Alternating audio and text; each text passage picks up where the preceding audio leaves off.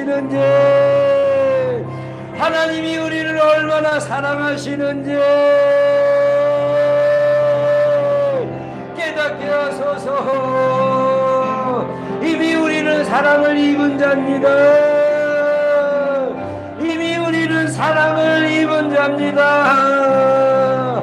이미 하나님의 사랑을 충만하게 입은 자입니다. 마라이레 시리아나 주여 주여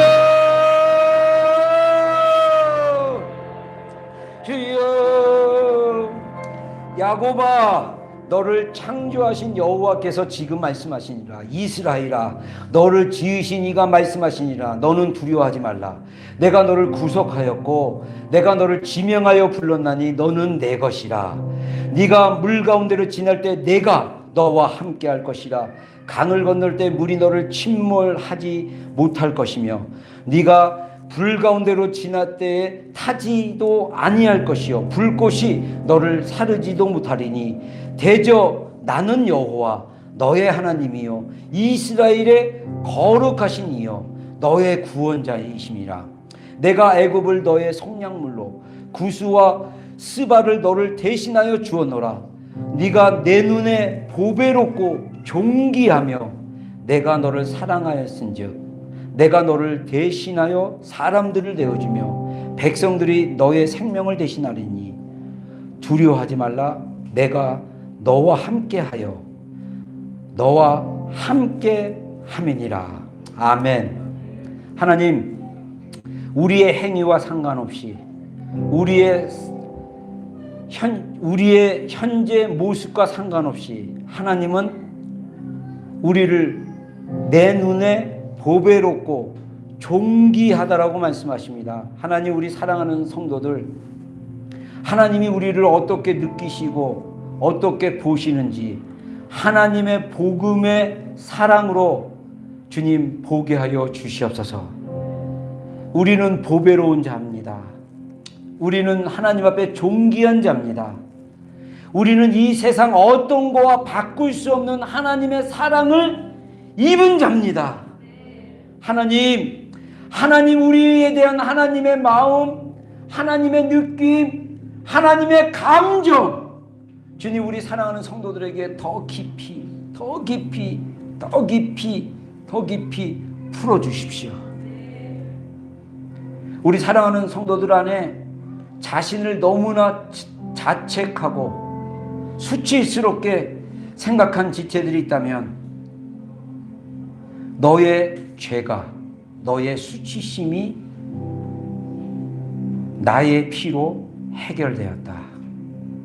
너는 새로운 피조물이다. 너는 나의 것이다. 내 사랑 안에 거하라. 내 사랑 안에 거하라. 예, 주님, 우리가 주님의 사랑 안에 거하는 것이 무엇인지 배우게 해주십시오.